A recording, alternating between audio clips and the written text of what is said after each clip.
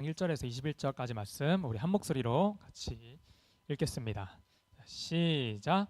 오순절 날이 이름에 그들이 다 같이 한 곳에 모였더니 호련히 하늘로부터 급하고 강한 바람 같은 소리가 있어 그들이 앉은 온 집에 가득하며 마치 불의 혀처럼 갈라지는 것들이 그들에게 보여 각 사람 위에 하나씩 임하여 있더니 그들이 다 성령의 충만함을 받고 성령이 말하게 하심을 따라 다른 언어들로 말하기를 시작하니라.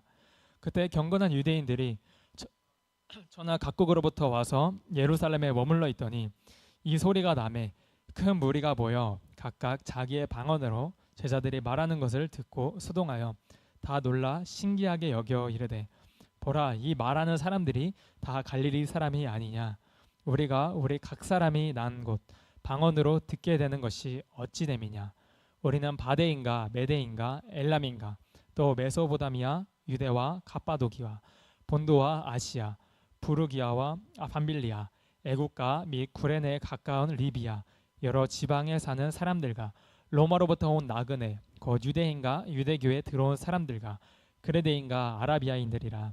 우리가 다 우리의 각 언어로 하나님의 큰 일을 말함을 듣는도다 하고 다 놀라며 당황하여 서로 이르되 이 어찌된 일이냐 하며 또 어떤 이들은 조롱하여 이르되 그들이 세술에 취하였다 하더라. 베드로가 11 사도와 함께 서서 소리를 높여 이르되 유대인들과 예루살렘에 사는 모든 사람들아, 이 일을 너희로 알게 할 것이니 내 말에 귀를 기울이라. 때가 제3시니 너희 생각과 같이 이 사람들이 취한 것이 아니라 이는 곧 선지자 요엘을 통하여 말씀하신 것이니 일렀을 때 하나님이 말씀하시기를 말세에 내가 내 영을 모든 육체에 부어주리니 너희의 자녀들은 예언할 것이요 너희의 젊은이들은 환상을 보고 너희의 늙은이들은 꿈을 꾸리라. 그때에 내가 내 영을 내 남종과 여종들에게 부어주리니 그들이 예언할 것이요 또 내가 위로 하늘에서는 기사를 아래로 땅에서는 징조를 베풀리니 곧 피와 불과 연기로다. 주의 크고 영화로운 날이 이르기 전에 해가 변하여 어두워지고 달이 변하여 비가 되리라. 누구든지 주의 이름을 부르는 자는 구원을 받으리라 하였느니라. 아멘. 기도하겠습니다. 하나님 아버지, 이 시간 하나님의 말씀을 전합니다. 하나님의 말씀을 전할 때에 우리 청년들이 하나님의 말씀을 깨달을 수 있는 영적인 지혜와 지각이 열리게 하여 주옵소서. 이 말씀을 통하여서 살아계신 하나님을 만나기를 원합니다. 그 말씀이 우리 청년들의 심령 가운데 파고 들어가게 하시며 우리 청년들의 영혼 혼과 관절과 골세를 찔러 쪼개어서 하나님의 말씀을 온전히 깨달을 수 있는 은혜를 우리 가운데 부어 주시옵소서. 하나님, 우리에게 힘을 부어 주옵소서. 주님, 하늘로부터 오는 성령의 충만함과 하나님의 능력을 우리 가운데 허락하여 주옵소서. 이 시간도 우리 함께 하시길 믿사오며 예수님의 이름으로 기도드립니다. 아멘. 오늘 우리가 살펴볼 사도행전 2장에서는 성령 강림 사건이 나옵니다. 이 사건은 성령의 임재와 또 교회의 시작을 상징하는 아주 중요한 사건입니다. 이 사건 전에 우리가 이 배경을 보시면 예수님께서 구속 사역을 다 마치시고 이제 하늘로 승천하시기 전에 제자들에게 말씀하십니다. 그 말씀이 사도행전 1장 4절에서 5절까지의 말씀입니다. 우리 함께 읽겠습니다. 시작. 사도와 함께 모이사 그들에게 분부하여 이르시되 예루살렘을 떠나지 말고 내게서 들은 바 아버지께서 약속하신 것을 기다리라.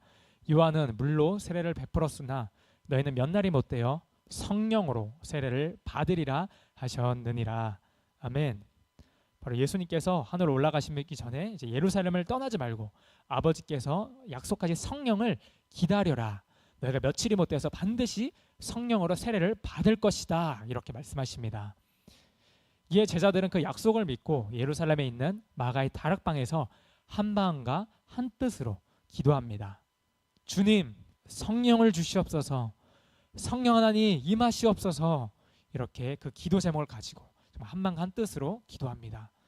그렇게 힘써 기도할 때에 강한 바람과 같은 성령 그리고 불길 같은 성령이 각각 그들의 머리 위에 마치 불의 혀처럼 갈라지는 것 같은 모습으로 임하게 됩니다. 그렇게 그 마가의 다락방에 있던 120 문도들은 성령의 충만함을 받게 되죠. 그러자 예수님의 제자들은 이 성령의 말하게 하심을 따라 각 나라의 언어들로 말하기를 시작합니다. 그들이 막 이제 방언이 터져서 각 나라의 언어들로 하나님을 찬양합니다. 때마침 그때가 이스라엘 3대 절기 중 하나인 오순절을 맞이해서 많은 디아스포라, 뿔뿔이 흩어져 있던 디아스포라 유대인들이 예루살렘에 찾아왔었는데 그들이 바로 그 제자들의 방언 소리를 듣게 되는 겁니다. 그리고 유대인들이 이런 반응을 보입니다. 본문 12절과 13절입니다. 네, 본문 12절과 13절 다 같이 읽겠습니다. 시작. 다 놀라며 당황하여 서로 이르되 이 어찌된 일이냐 하며 또 어떤 이들은 조롱하여 이르되 그들이 세술에 취하였다 하더라. 네, 서로 당황하며 적지 않은 소동이 예루살렘 안에 일어나게 됩니다. 또 어떤 이들은 그들의 모습을 보고 조롱하는 자들도 있었습니다. 마치 그들이 보기에는 세술에 취한 사람처럼 보였다는 겁니다. 그때 이제 베드로가 성령의 충만함을 받고 궁중 앞에 서서 담대하게 설교하는 장면이 나오게 되는데요. 베드로는 사람들이 각 나라의 언어로 방언하는 것은 결코 마시는 술에 취한 것이 아니며 하나님께서 요엘 선지자를 통하여 말씀하신 예언이 응하였음을 말합니다. 마지막 날에 모든 육체에게 성령을 부어주실 것이며 자녀들은 예언하고 또 젊은이들은 환상을 보고 늙은이들은 꿈을 꾸리라. 그 하신 그 말씀이 이제 이루어졌다는 것입니다. 바로 너희가 보고 있는 이 모습, 이 광경이 바로 그 예언의 성취다. 이렇게 베드로가 말하고 있습니다. 그리고 누구든지 주의 이름을 부르는 자는 구원을 얻을 것이다. 이렇게 선포합니다. 오늘 일어난 이 사건을 보면 예수님께서 하늘로 승천하시고 얼마 후에 성령 강림 사건이 일어나게 됩니다. 이 사건이 순차적으로 일어난 일은 결코 우연이 아닙니다. 그렇다면 예수님이 하늘로 승천하시고 성령님이 임하신 것은 우리에게 과연 어떤 의미가 있을까요? 두 사람은 과연 두 사건은 과연 어떤 관계가 있을까요? 예수님의 승천과 또 성령이 임하시는 이 부분의 의미는 바로 하나님 나라의 확장에 대한 이야기입니다. 이제 예수님께서 복음을 전하고 하나님 나라를 확장해야 하는 그 사명을 우리에게 임하신 거예요. 예수님이 승천이 그런 의미고 또 그걸 감당해야 하는 우리에게 그래서 성령을 주신 것입니다. 우리가 이 말뜻을 좀 더 자세하게 이해하기 위해선 이 복음서랑 이 사도행전의 연결고리를 우리가 찾아볼 필요가 있는데요. 여러분들이 아실지는 모르겠지만 이 누가복음과 사도행전 이 두 권은 서로 한 권의 책으로 봐도 무방합니다. 누가복음의 2편, 그러니까 후속편이라고 할 수 있는 2편이 바로 사도행전입니다. 이 누가복음 사도행전에 쓴 저자가 누가인 줄 알고 계시죠? 네, 사도행전 그리고 누가복음 사도행전 쓴 저자는 바로 누가입니다. 그래서 글을 쓰는 그 서술 방식도 똑같습니다. 그래서 사도행전 구조에 대해 우리가 더 잘 이해하려면 이 누가복음을 비교하면서 서로 연결고리가 되는 부분을 우리가 찾아보면 되는데요. 사복음서의 대부분은 예수님의 이 갈릴리 사역을 중심으로 기록했습니다. 그래서 다 갈릴리 바다에서 끝나요. 그런데 독특하게 누가복음만 예수님의 사역이 예루살렘에서 끝나게 되고 또 사도행전에서 사역이 시작되는 부분도 어디서 시작될까요? 바로 예루살렘에서 시작합니다. 이 누가복음 초반을 보게 되면 예수님께서 세례를 받으시는데 누가는 이 직업이 의사이기 때문에 아주 글을 쓸 때 아주 세밀하게 글을 서술합니다. 그래서 예수님이 세례 받으실 때 이 모습을 보면 다른 복음서와는 조금 차이가 좀 있습니다. 이 누가는 내용을 서술할 때 좀 더 자세하게 이야기를 하는데요. 예수님이 세례요한에게 이 세례를 받으시는 장면을 보면 다른 복음서는 예수님께서 기도한다는 내용이 들어가 있지 않습니다. 근데 누가복음에만 예수님이 기도하실 때에 성령이 비둘기같이 임하신다. 바로 누가복음에서만 이 내용이 들어가 있습니다. 이게 바로 누가복음 이 초반 앞부분에 나오는 이야기인데요. 그리고 사도행전 이 초반 이제 앞부분 이 사도행전 오늘 초반 2장에서 성령 강림에 대한 이야기가 나옵니다. 이 성령 강림 사건 언제 성령님이 임하시죠? 바로 이 120문도들이 마가의 다락방에서 그들이 모여 함께 기도할 때 그들이 모여서 기도할 때 성령님께서 임하십니다. 그래서 누가복음과 사도행전은 같은 구조로 볼 수 있습니다. 예수님의 제자들도 이 마가의 다락방에서 성령을 기다리며 기도했어요. 제자들이 한 곳에 모여서 한 마음이 한 마음 한 뜻으로 기도했습니다. 그들이 그렇게 찬송하며 기도하는 중에 약속하신 성령을 받은 거예요. 성령님의 선물이면서 동시에 하나님이십니다.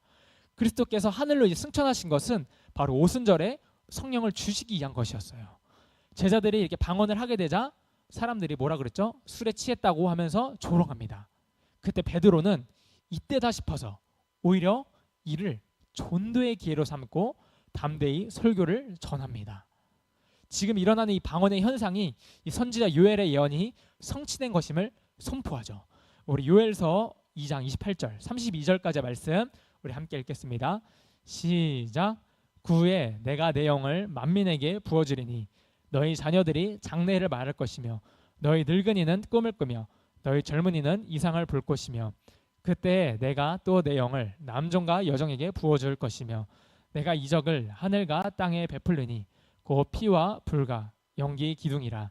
여호와의 크고 두려운 날이 이르기 전에 해가 어두워지고 달이 핏빛같이 변하려니와 누구든지 여호와의 이름을 부르는 자는 구원을 얻으리니 이는 나 여호와의 말대로 시온성과 예루살렘에서 피할 자가 있을 것이며 남은 자 중에 나 여호와의 부름을 받을 자가 있을 것임이니라.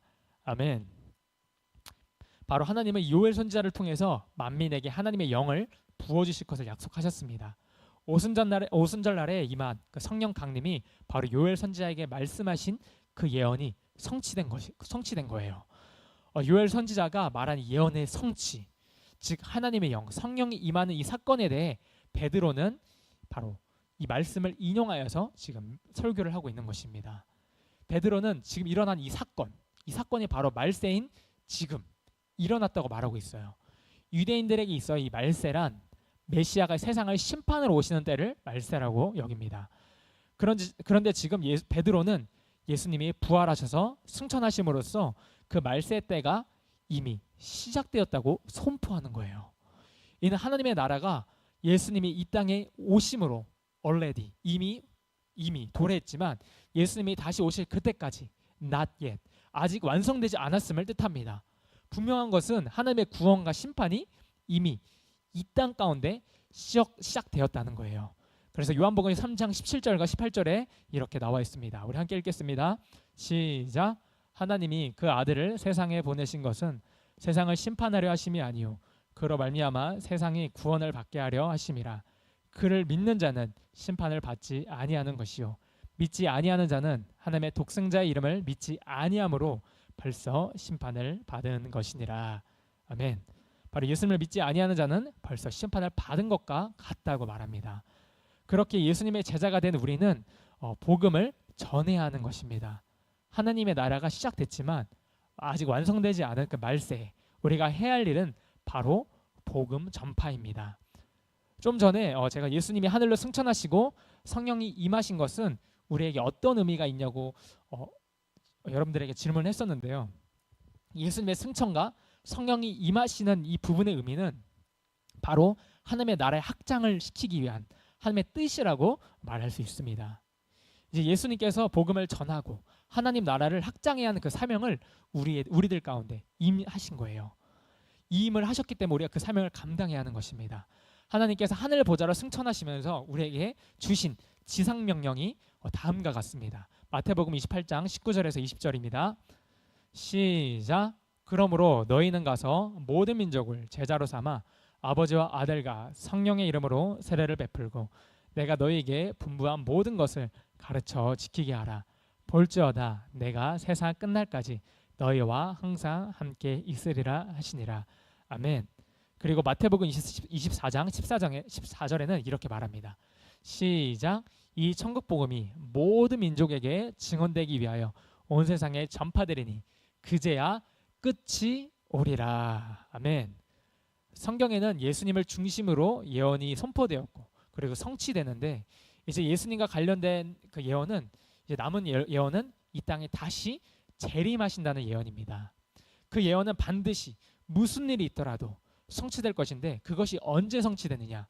바로 온 세상에 온 민족에 복음이 전파되었을 때 그제야 끝이 온다고 말씀하십니다. 그 약속을 믿고 우리는 예수님이 다시 오실 길을 준비하는 거예요. 오순절 성령 감리 사건 이전까지는 몇몇 택함 받은 자들에게만 하나님의 영이 임했습니다.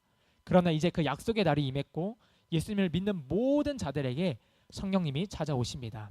그리고 성령을 구하는 자, 사모하는 자에게 반드시 성령님이 찾아오십니다.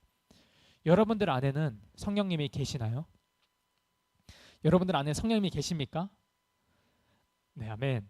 그러면 이미 여러분들 안에는 하나님의 나라가 임하였습니다.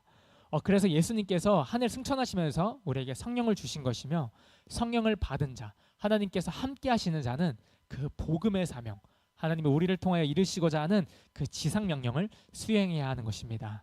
우리 한 번 더 읽을까요? 마태복음 24장 14절입니다. 시작. 이 천국 복음이 모든 민족에게 증언되기 위하여 온 세상에 전파되리니 그제야 끝이 오리라. 아멘. 베드로는 요엘서를 인용하면서 큰일을 행하시는 하나님을 전합니다. 베드로는 하나님께서 예수님을 통하여 큰일을 행하셨음을 보여주고자 했어요. 이 선지자 요엘의 예언은 바로 말세에 성령을 부어주시겠다는 약속입니다. 성령께서 오셔서 하시는 일은 바로 예언을 하게 하시는 겁니다. 예언은 하나님의 말씀을 미리 말하는 것인데요. 성경이 말하는 예언의 내용은 어떤 인간의 어떤 기륭하복에 대한 것이 아니라, 이 구약과 신약에서 말하는 예언의 내용은 바로 하나님의 나라입니다. 이 하나님의 나라와 관련하여 하나님의 말씀을 선포할 때 앞으로 일어난 일에 대한 것을 예언이라고 부릅니다. 오늘 본문과 관련해서는 예수님의 놀라우신 일에 대한 선포를 계속 말하고 있습니다. 이제 말세, 이 마지막 때에는 모든 장벽이 허물어집니다. 성별의 차이도 무너지고요. 또 사회적 신분도 허물어집니다. 그리고 남종도 여종도 하나님을 예언합니다. 하나님의 예언을 합니다. 심지어 하나님의 성령이 부어지면 젊은이들은 환상을 보고, 즉 비전을 볼 수 있게 되고, 늙은이들은 꿈을 꿀 수 있게 됩니다. 청년 여러분, 청년들이 자신이 앞으로 살아갈 인생의 비전이 없다면 얼마나 비참하겠습니까? 이 세상을 바라보면 한숨밖에 나오지 않습니다. 그러나 우리 안에 성령이 오시면 우리가 비전을 가지게 됩니다. 그리고 우리가 환상을 보게 됩니다. 또한 성령이 부어지면 늙은이들이 꿈을 꿀 수 있게 됩니다. 희망이 없을 나이에 새로운 계획을 세울 수 있는 꿈을 가지게 되는 것이죠. 우리가 이 성령을 받기 위해서는 우리가 반드시 기도해야 합니다. 예수님도 세례 요한에게 세례를 받으실 때 기도하시고 성령을 받으셨다고 성경에 기록되어 있습니다. 우리 누가복음 3장 21절, 22절 말씀 읽도록 하겠습니다. 시작. 백성이 다 세례를 받을세 예수도 세례를 받으시고 기도하실 때에 하늘이 열리며 성령이 비둘기 같은 형체로 그에게 강림하시더니 하늘로부터 소리가 나기를 너는 내 사랑하는 아들이라 내가 너를 기뻐하노라 하시니라. 아멘. 그리고 예수님의 제자들도 모여서 함께 기도할 때에 성령의 역사가 나타났습니다. 본문 1절과 4절까지 말씀입니다. 시작. 오순절 날이 이미 이름에 그들이 다 같이 한 곳에 모였더니 호련히 하늘로부터 급하고 강한 바람 같은 소리가 있어 그들이 많은 앉은 온 집에 가득하며 마치 불의 혀처럼 갈라지는 것들이 그들에게 보여 각 사람이 하나씩 임하여 있더니 그들이 다 성령의 충만함을 받고 성령이 말하게 하심을 따라 다른 언어들로 말하기를 시작하니라. 아멘. 바로 성령이 언제 임하시냐? 우리가 모여서 기도할 때 바로 성령이 임하십니다. 우리가 기도할 때 하나님의 성령이 우리 육체 가운데 육체 위에 부어집니다. 누구든지 주의 이름을 부르는 자는 구원을 받으리라 하셨습니다. 우리가 예수 이름을 부르짖으며 우리가 성령을 구하십시오. 그 성령을 받은 자만이, 그리고 하나님의 지상명령과 하나님 나라의 확장에 우리가 동참할 수가 있습니다. 그 은혜의 자리, 그 귀한 소명의 부르심 가운데 나아가는 여러분들이 되기를 소망합니다. 기도하겠습니다.